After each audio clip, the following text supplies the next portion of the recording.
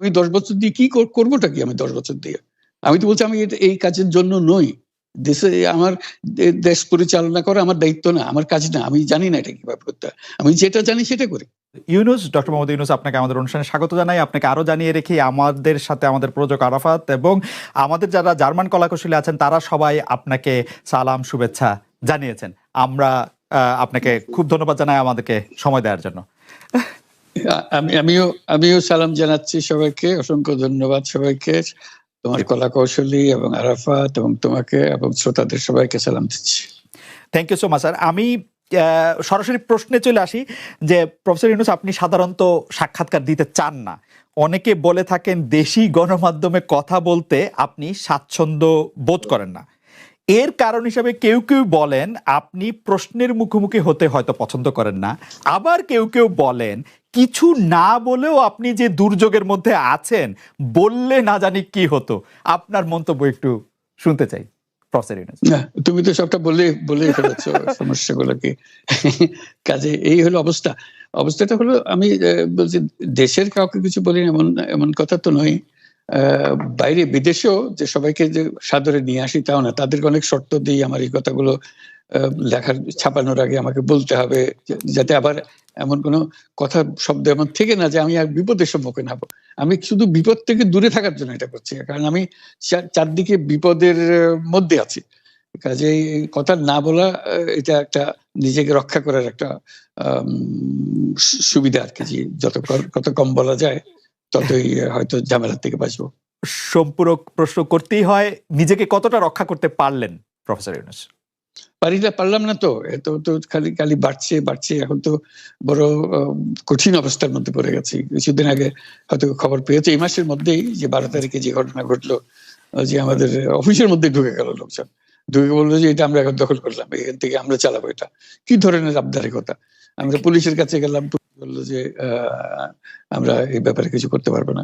কাজেই তারাও কিছু করলো না। তো আমরা যাবোটা কোথায়? পুলিশও কিছু করবে না, ওরাও জবর দখল করার জন্য ছুটে আসবে, আমাদের আইন কানুন কিছুই মানবে না।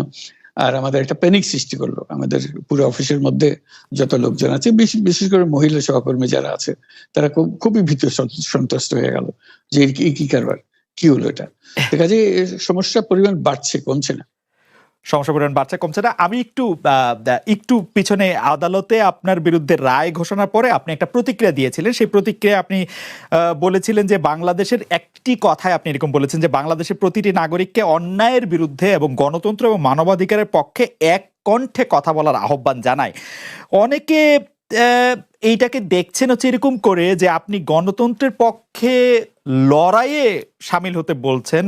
প্রশ্ন কেউ করছেন, প্রশ্ন উঠছে, আপনি কি এইসব মামলা মোকদ্দমা থেকে মুক্তি পেতে এই সরকারেরই পরিবর্তন চাইছেন? খালেদ, তুমি কি গণতন্ত্রের বিরুদ্ধে নাকি? হঠাৎ এটা নিয়ে তো চিন্তিত। আমি গণতন্ত্রের কথা বললাম ঠিক আমার জন্য, তুমি তো বলে তুমি বলবো যে আমিও তো আছি, কাজে আমাকে পৃথকভাবে বলতে হচ্ছে কেন?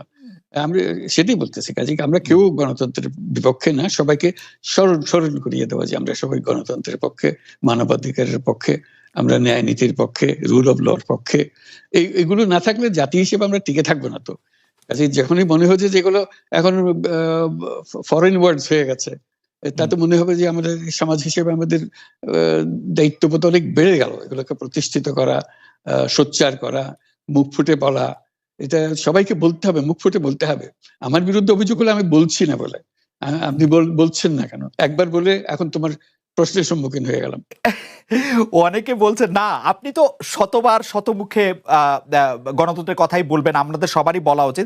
কিন্তু প্রশ্নটা এমন ভাবে তোলা হচ্ছে যে আপনি আসলে আপনার রায় ঘোষণার পর আপনি বলছেন গণতন্ত্রের কথা, মানবাধিকারের কথা। অনেকে বলছেন যে এই কথা কি আসলে যেহেতু ব্যাপারটা আপনার উপরে আসলো তখনই আপনি আসলে বললেন কিনা, নাকি আপনি আসলে বলতে চান না, আপনি আগে যেরকম বলছেন? হতে পারে, মুখ যখন বন্ধ থাকে কোনো কথাই বলা হয় না। এখন যখন মুখ খোলার সুযোগ হয়েছে, সামনে ক্যামেরা নিয়ে দাঁড়িয়ে আছে, মাইক্রোফোন দিয়ে দাঁড়িয়ে আছে, কথা বলছি, কাজে মনের কথাটা বললাম আর কি। যেটা মনে ছিল বলা হচ্ছিল না সেটা বললাম। এটা আমার ধারণা এটা সবারই মনের কথা, সেটাকে প্রকাশ করা, তারাও তারাও চায় যে তারা বলুক, আমি বললে তাদেরও মনে সাহস আসে যে উনি বলছেন যখন আমরাও বলতে পারবো। প্রফেসর ইউনূস, আপনি যখন বলছেনই তখন আমি এই কথাটাকে একটু ইলাবোরেশন আপনার কাছ থেকে আশা করতে পারি, যে আপনি যখন বলছেন যে গণতন্ত্র মানবাধিকারের পক্ষে এক কণ্ঠে কথা বলার আহ্বান আপনি জানাচ্ছেন, আপনার কাছে কি মনে হচ্ছে যে গণতন্ত্র মানবাধিকারের পক্ষে এখন বহু পক্ষ বহু কণ্ঠ, এটা আসলে এক কণ্ঠে কেউ বলতে পারছে না বা সাহস পাচ্ছে না বা বলছে না, এরকম আপনার মনে হচ্ছে কিনা? আমার মনে হচ্ছে তাই, কারণ বলতে পারছে না তো, মুখ খুলে সব গণতন্ত্রের কথা বলতে পারছে না, কাজে সেটা বলা, এক বাক্যে বলা, পরিষ্কার কণ্ঠে বলা, এটা আমাদের সবার দায়িত্ব, তো জাতীয় দায়িত্ব এটা, যে না হলে গণতন্ত্র বলে কিছু থাকবে না আমাদের জন্য। আদৌ গণতন্ত্র বলে কিছু থাকবে না। একটা প্রশ্ন করি যে বর্তমান সরকার আরো স্পেসিফিক ভাবে বললে প্রধানমন্ত্রী শেখ হাসিনা স্পষ্টতই আপনাকে অপছন্দ করেন, অনেক কিছুর জন্য আপনাকে দায়ী করেন, পদ্মা সেতু এবং এই সেই। এর কারণ কি বলে আপনি মনে করেন? আপনাকে কি তিনি তার প্রতিদ্বন্দ্বী মনে করেন, নাকি সত্যি তার কাছে এমন কোনো তথ্য রয়েছে যে আপনার বিশাল কোনো রাজনৈতিক অভিলাষ রয়েছে? আপনি কি রাজনৈতিকভাবে তার প্রতিদ্বন্দ্বী হয়ে উঠছেন বলে তিনি আপনাকে অপছন্দ করছেন, না কি কারণে, আপনার কি মনে হয়? আমার মনে হয় উনি মনে করেন যে আমি দেশের সর্বোচ্চ ডাকু, সন্ত্রাসী, কিংবা আমি অপরাধী, আমি সেরা চোর, এই জাতীয় জিনিস মনে করেন। কাজে সেগুলো ব্যাখ্যা করেন উনি তার মুখে। উনি বলেন যে আমি সুদখোর, আমি ঘুষখোর, আমি সব এমন সব কটু শব্দ ব্যবহার করেন, যাতে মনে হয় যে আমার সম্বন্ধে তার ধারণা খুবই খারাপ। কিন্তু এইটা তো এরকম ছিল না। আমরা দেখেছি যে ৯৬ থেকে ২০০১ সাল পর্যন্ত নানাভাবে এই সরকারই বা আওয়ামী লীগ সরকারই আপনার সাথে, বা আপনি আওয়ামী লীগ সরকারের সাথে একসাথে কাজ করতে কোনো সমস্যা হয়নি। আপনি এইটা এইটার জায়গাটা কি একটু, ব্যাকগ্রাউন্ডটা কি আমাদের একটু বলা যাবে, যে আপনার কাছে কি মনে হয় কেন এই শত্রুতার বা কেন এই অপছন্দের বিষয়টা একটু সৃষ্টি হলো বা তৈরি হলো? যেই হোক, এটা আমার তরফ থেকে হয়নি। আমি তাকে যথাযথ শ্রদ্ধা করে নিয়ে গেছিলাম আমাদের মাইক্রো ক্রেডিট সামিটে ওয়াশিংটন ডিসিতে। আমাদের প্রধান অতিথি করে নিয়ে গেছি, সবাই সম্মান করেছে। কারণ এই মাইক্রো ক্রেডিটটা তখন পৃথিবীর সামনে আসছে, বড় আকারে আসছে, এবং এটা বাংলাদেশের অবদান হিসেবে সবাই স্বীকৃতি দিচ্ছে। ওয়াশিংটনে দুনিয়ার সেরা যারা সবাই উপস্থিত ছিলেন, তার মধ্যে আমরা ওনাকে নিয়ে গেছিলাম এই জন্য যে বাংলাদেশের পক্ষ থেকে এই গৌরবটা যেন তিনি আমাদের পক্ষ হয়ে গ্রহণ করেন। উনিও রাজি হয়েছেন, উনিও গেছেন, করেছেন। কাজে এটা স্বাভাবিকভাবে এই সম্পর্ক থেকে যাওয়ার কথা ছিল, কিন্তু কি কারণে এটা ঘাটতি হতে আরম্ভ করলো বুঝতে পারলাম না।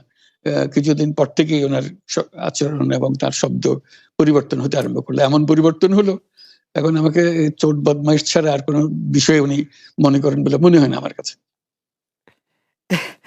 আসলে এটা নিয়ে কথা বলাটা একটু বিব্রতকরই, কিন্তু কেউ কেউ এটা বলে থাকেন যে বিশেষ করে ওই যে ২০০৭ সালে যে 111 এর সরকার আমরা যাকে বলি, তাদের যে বিরাজনীতিকরণের একটি চেষ্টা, সেই চেষ্টার মধ্যে আপনার অংশগ্রহণ আছে কিনা? যদিও বারবার বলা হয় যে আপনি আসলে সেই ক্ষমতাটা দখল করতে চেয়েছিলেন, অথচ আমরা উল্টা শুনেছি, আপনার মুখেও শুনেছি, যারা ওই সময় কুশলভ ছিলেন তাদের মুখেও শুনেছি যে আপনাকে আসলে অফার করা হলো, আপনি সেটি ফিরিয়ে দিয়েছিলেন। কিন্তু কেউ কেউ আবার বলে থাকেন আপনি একটা লম্বা সময়ের জন্য চেয়েছিলেন। এইটি কি একটা কোনো কারণ হতে পারে? এই ব্যাপারটি কি আমাদের দর্শকদের জন্য মানে বা ইয়েদের জন্য একটু আপনি পরিষ্কার করবেন, যে আপনি আসলে রাষ্ট্রের সর্বোচ্চ ক্ষমতায় বা রাজনীতির জায়গায়, দেশ পরিচালনায়, সেগুলিতে আপনি আসলে আসতে চেয়েছিলেন কিনা, চান কিনা, বা ওই জায়গা থেকে? যদি চাইতাম, খালেদ, যদি চাইতাম, তখন যখন মিলিটারি আমার বাসায় এসে বসে রইল সারা রাত আমাকে রাজি করানোর জন্য, আমি তো লুফে নিতাম। রাজি করানোর জন্য বসে থাকতে হবে কেন?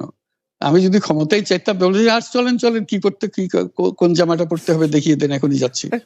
আমি তো সেটা করিনি। তাদের সঙ্গে তর্ক করেছি, সারা রাত ধরে তর্ক করেছে যে না ভাই, আমাকে দিয়েন না, আমি এই কাজের উপযুক্ত না, আপনারা অন্য লক্ষ্য যান। তারা আমার উপরে মন ঠিক করে ফেলেছে আমাকে নিতে হবে।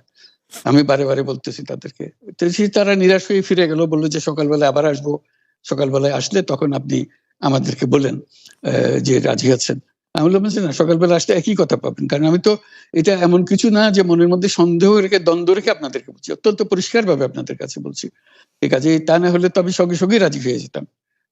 কে ছাড়ে যে আপনাকে দেশের পুরো সরকারের প্রধান হবার জন্য আহ্বান জানাচ্ছে, বাংলাদেশে এরকম কয়জন মানুষ আছে বলবো যে না আমি এই দায়িত্ব গ্রহণ করব না, আমি তো করলাম সেটা, এখন আমার নামে বলা হচ্ছে 10 বছর চেয়ে, আমি বছর নিয়ে তো প্রশ্নই উঠে না।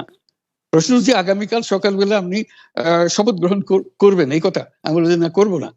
তারপরে এরপরে তো কয় বছর কয় কাণ্ড, আমি 10 বছর দিয়ে কি করবোটা কি, আমি 10 বছর দিয়ে, আমি তো বলছি আমি এই কাজের জন্য নই, দেশে আমার দেশ পরিচালনা করা আমার দায়িত্ব না, আমার কাজ না, আমি জানি না এটা কিভাবে করতে হয়, আমি যেটা জানি সেটা করি। Make sense.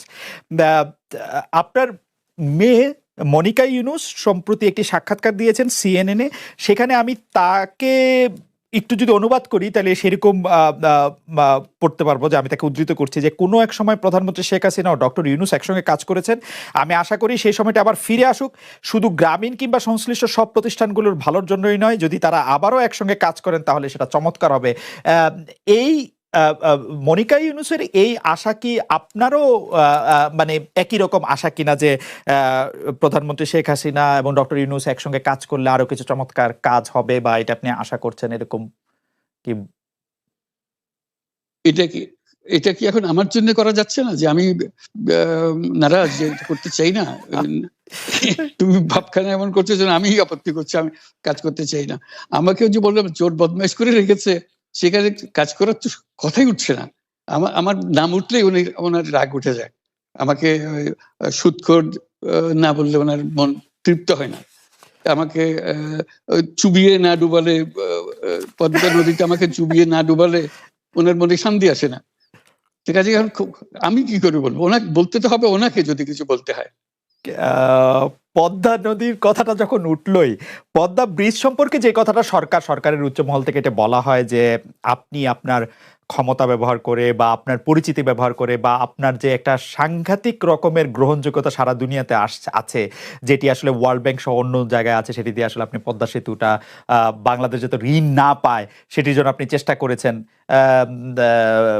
এই ব্যাপারটা নিয়ে কি আপনি একটু কিছু বলবেন, যে এটা আপনার বিরুদ্ধে একটা অভিযোগ? কি বলবো, এটা বলো, এটা হাস্যকর একটা কথা, মুখ থেকে বলে ফেললো চোর ডাকাতের মতো, এটাও আরেকটা বলে ফেললো, এটাই সত্য হয়ে গেল।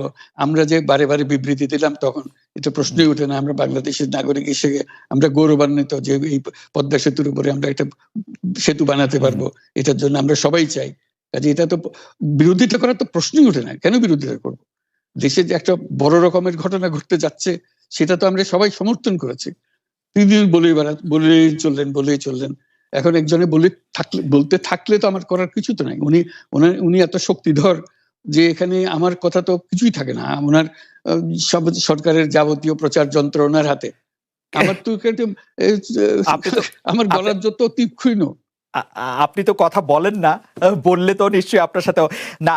একটি প্রশ্ন আসছে যে পদ্মা সেতুর যখন উদ্বোধন করা হবে তখন কি আপনাকে নিমন্ত্রণ জানানো হয়েছিল, মানে রাষ্ট্রের পক্ষ থেকে এরকম বলা হয়েছিল যে আপনাকেও নিমন্ত্রণ জানানো হবে, বা আপনি মনে আছে কিনা? মনে পড়ে না এরকম করছে। আচ্ছা আচ্ছা, আমি একটু যে বিষয়টি নিয়ে আপনি আসলে শুরু করেছিলেন যে আপনার প্রতিষ্ঠান জবরদখল করা নিয়ে, সেই জায়গাটার মধ্যে একটু আসি। আমাদের যে আন্ডারস্ট্যান্ডিং, সেই আন্ডারস্ট্যান্ডিংটা হচ্ছে এরকম, আপনার হাত দিয়ে যখন গ্রামীণ টেলিকমের প্রতিষ্ঠা হয় তখন এর আয় থেকে আপনি গ্রামীণ ব্যাংকের সদস্যদের জন্য ব্যয় করার কথা বলেছিলেন বা ভেবেছিলেন। আপনি গ্রামীণ ব্যাংক থেকে চলে আসার সময় বা ওই আগে পরে আমরা দেখেছি যে সে আর্টিকেল অফ অ্যাসোসিয়েশনটা আসলে ওই একই রকম নাই, বদলানো হয়েছে। তো গ্রামীণ ব্যাংকের বা গ্রামীণ টেলিকমের এই বেনিফিশিয়ারি থেকে গ্রামীণ ব্যাংকের সদস্যদের আসলে বাদ কেন দেওয়া হয়েছে, মানে এইটার পিছনে কারণ কি? এখন গ্রামীণ টেলিকমের যে লভ্যাংশ তা কোন খাতে আসলে ব্যয় করা হয়, বা মানে যে আয়টা মুনাফা সেটি আসলে কিভাবে ব্যয় করা হয়? গ্রামীণ টেলিকম একটা স্বতন্ত্র প্রতিষ্ঠান, এটা কোম্পানিজ আইনের 28 সেকশন 28 দ্বারা সৃষ্ট। তার অর্থ হলো যে এটাকে আইনের ভাষায় বলে non dividend company, guaranteed by limited by guarantee. কাজে এটার কোনো মালিক নাই, কাজেই মালিক যেহেতু নাই, এটা তার নিজের নিয়মে যারা গ্যারান্টি দিয়েছে, যারা গ্যারান্টির পরিমাণও খুব সীমিত, লিমিটেড বাই গ্যারান্টি। এটা ১,০০০ টাকা। মানে যদি যত তোলপাড় হয়েও যায় কোম্পানিতে, বহু পাওনা থেকেও যায় লোকজনের, যারা এটার পরিচালনা পরিষদে আছে তাদের দায়িত্ব হবে ১,০০০ টাকা পর্যন্ত, এর দায়ী থাকবে ১,০০০ টাকা পর্যন্ত, এর বেশি তার দায়িত্ব থাকবে না। কাজে এত সহজ সরল একটা জিনিস। তো সেটাই হলো গ্রামীণ টেলিকম। গ্রামীণ টেলিকম তখন একবার বলেছিল যে তাদেরকে কিছু কিছু সহায়তা দেবে তারা উপায় অর্জনের কাছ থেকে। এটা তাদের নিজস্ব সিদ্ধান্ত, এটা কারো চাপারও সিদ্ধান্ত না। সেই সিদ্ধান্ত অনুসারে সেই সমস্ত যে পরিমাণ টাকা তারা বলেছিল দেবে, এখানে দিয়ে যাচ্ছে। এই পর্যন্ত ৫০০ কোটি টাকার উপরে দেওয়া হয়েছে এই সাহায্য সহায়তা থেকে। কাজে ওইটা যে আমরা বা গ্রামীণ টেলিকম এটার থেকে পৃথক হয়ে গেছে, তার যে কথা দিয়েছিল, কথা পুরো, এটা একটা কথা দিয়েছিল, এটা পূরণ করছে না। এটা আইনগত কোনো যে আইনি বাধ্য হতে আপনি দিতে বাধ্য হবেন এরকম কিছু ছিল না। কাজে এই ধরনের বিষয়টা এই টেলিকমের বিষয়ে বলা। গ্রামীণ ব্যাংকের আপনি যখন মানে গ্রামীণ টেলিকমটা আপনি প্রতিষ্ঠা করেন, সেই সময়ে গ্রামীণ টেলিকমের সাথে গ্রামীণ ব্যাংকের সম্পর্কের যে বিধিমালা, সেই বিধি কি আপনি যখন চলে এসছেন গ্রামীণ ব্যাংক থেকে সেটি পরিবর্তন করা হয়েছিল? তো সেই পরিবর্তনটি মানে পরিবর্তনটির জায়গাটা যদি আমাদের একটু পরিষ্কার করতেন। পরিবর্তন ছিল যে আগে এটা নমিনেট করতে পারতো গ্রামীণ ব্যাংক, চেয়ারম্যান পদের জন্য একজন লোক নমিনেট করতে পারতো। আমরা যেহেতু গ্রামীণ ব্যাংক থেকে আমাদেরকে সরিয়ে দেওয়া হয়েছে, তখন আমরা মনে করলাম যে এটা রাখার আর দরকার নাই। গ্রামীণ টেলিকম থেকে সেই পদটা আমরা পরিষ্কার করে দিয়েছি, যেমন এটা আর দরকার নাই। এইটুকুই পরিবর্তন হয়েছে। এটা ন্যায়সঙ্গতভাবে পরিবর্তন করার ধারা অনুযায়ী যা যা করতে হয় সেটা করা হয়েছে। এতে তার ইচ্ছা বা তার কর্তব্য, তার করণীয় যে অবজেক্টিভস আছে, কোথাও পরিবর্তন হয় নাই। এই ক্ষেত্রে আমাদের এই বিষয়ে আর কি এইটাই আমাদের আরেকটা প্রশ্ন, সেটা হচ্ছে যে গ্রামীণ টেলিকম কি গ্রামীণ ফোন থেকে প্রায় ৩৭% লভ্যাংশ পায়? যে এবং যদি পায় ৩৪% লভ্যাংশ পায়, সেই ৩৪% লভ্যাংশের যে টাকাটা, সেই টাকাটা কোথায় বা কি উদ্দেশ্যে